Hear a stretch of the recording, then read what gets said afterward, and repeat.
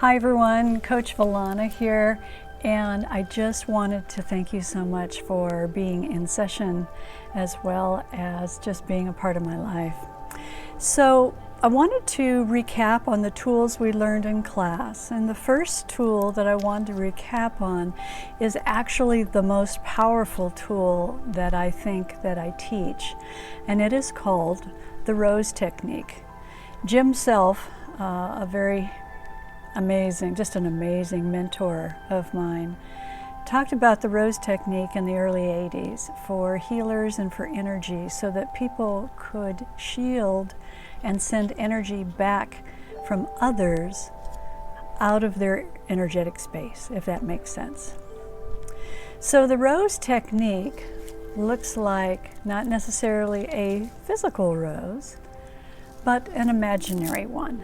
But for this purpose of this video, what I'm going to do is I'm going to be using a physical rose so you can see the difference of how you can work with this technique in order to not be exhausted by your coworkers, exhausted by your children, your spouse, your good friends, and new acquaintances out in the world. So the first thing you're going to do is you're going to imagine the rose, and this rose is going to grow in your energetic space at an arm's length from you. So this is as far as I can put this rose in front of me. As far as you can reach in front, back, and side to side is your auric field, your energy field, right? It can expand, but that's the base. So let's consider that your bubble, your security bubble. So this rose is on the edge of your energetic field. And as people come close to you, you can allow that rose to move in closer to you to protect your heart space and your energetic space. And as they go away, then the rose can be expanded out. Now, why do we use a rose? Although this isn't a rose, it's a kind of a red flower, because the rose is perfect sacred geometry and it absorbs negative energy. It absorbs just energy, period. Not just negative, but all energy.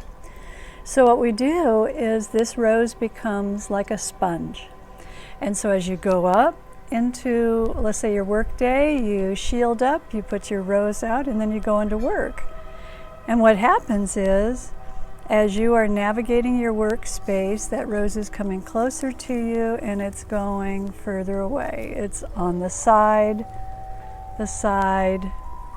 reverse behind you, in front. It can be up on all four corners, north, south, east, and west if you want. And all day long, let's say you have a chatty boss, pop, pop, pop, pop, pop, pop, all that energy. She's talking out here, or he's talking out here, and he's talking to the rose. Kind of like talking to the hand, he's talking to the rose.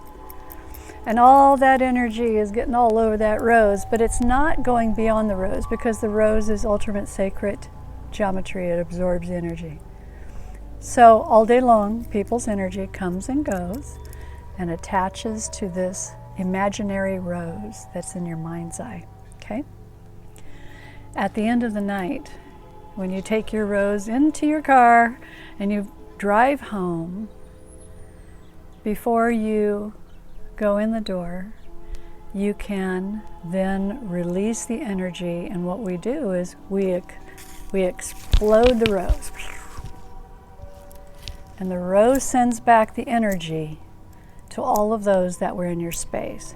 Now you may find you're fine at work and you have to put the rose up when you come home because your kids are wild and crazy and just loud, and you're empathetic or you're empathic. So this rose works at home, it works on loved ones, and all their love can go in here, and you can let it be very close to you, or you can put it at arm's reach so that you can breathe and you can make great decisions and you can honor yourself, right? But the key is, at the end of the day, you explode that rose, send that energy back. Now, if a rose doesn't work for you, I'm going to tell you, you can use any symbolism that works for you, that has meaning. It might be your cross. You know, it might be a rock. It might be a very special necklace. Whatever it is that is your shield, as long as you believe in it, that shield will serve you well. But for all intents and purposes, I would love for you to start with the image of a rose, because it is sacred geometry that is perfect, and it becomes the perfect sponge. So make your sponge a rose shape. How about that? Okay? So that was the most important tool that I talked about in our session. The next most important tool was when you're having anxiety and you're having moments where you are just in overwhelm. I want you to put your hand on your heart, and I want you to close your eyes, and I want you to just thank yourself and rock back and forth.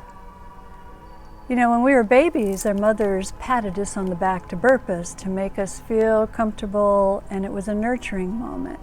And there was movement to it, right? You know how the babies are up and down?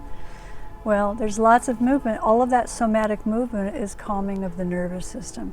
So if your hands are on your heart and you're just closed eyes, this is maybe in your car before you go in to be the best mom you can be or the best significant other you can be. You're rocking back and forth, and you're just allowing that grace, allowing the calming to come. And you're finding a way to just reach in and self-soothe. Self-soothing is vital to be able to make great change in your life. Shielding is vital to make great change in your life. So rocking forward and back, forward and back. You can also rock side to side. You just want to do that. This movement is going to take you back to when you were nurtured as a child, as a young child, in someone's arms somewhere. They held you close and made you feel safe. So we're going back to self-soothing and how you can feel safe in your own arms. The last thing I want to share with you is a technique that you can do when you are also anxious, but you may be in a group and it's not appropriate to be rocking back and forth with your heart. You might have a mandala piece, you might have a bracelet, and literally you can just be doing this under the table, where you can just breathe and connect with a repetitive movement. Any repetitive movement will help calm you. In addition to using like our bracelets, if you wear jewelry, this can be, you can wear calming jewelry to bring you into a place of regulation, just feeling it.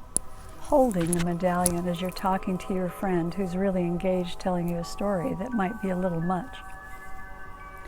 These little tricks help you navigate the world in a way that makes sense to you. The last tool I want to talk about is finger tapping. When you come into a place, if you find yourself anxious, you're over-caffeinated, you're just anxious, you woke up anxious, you don't know whether it's your energy or not, you can test to see if it's your energy. Is this my energy I woke up with? Yes or no? Is this the collective energy I woke up with? Yes or no? If it's your energy and you're just anxious, I'm going to invite you to do this. If your mind is racing, I'm going to invite you to do this, okay? These tools reground your nervous system. It's natural, it's homeopathic, and your mind can't help but connect to the finger tapping, and it takes you out of the racing mind, and as you slow that pace down, you can breathe in with it. You can do this when you are having a hard time at work and you go into the restroom just for a minute, and you can tap out and get re-regulated. So that's a little bit of what we learned, guys. It's 9-10 minutes of healing tools to bring you back to you, and then I'll make another video that talks about the art we did and what you can do with that art to help regulate you as well. That would be about, I guess, what I want to give you at this point. Okay, no homework, just suggestions. All right, my loves. Much love to you, and I will see you next session on Rise and Shine.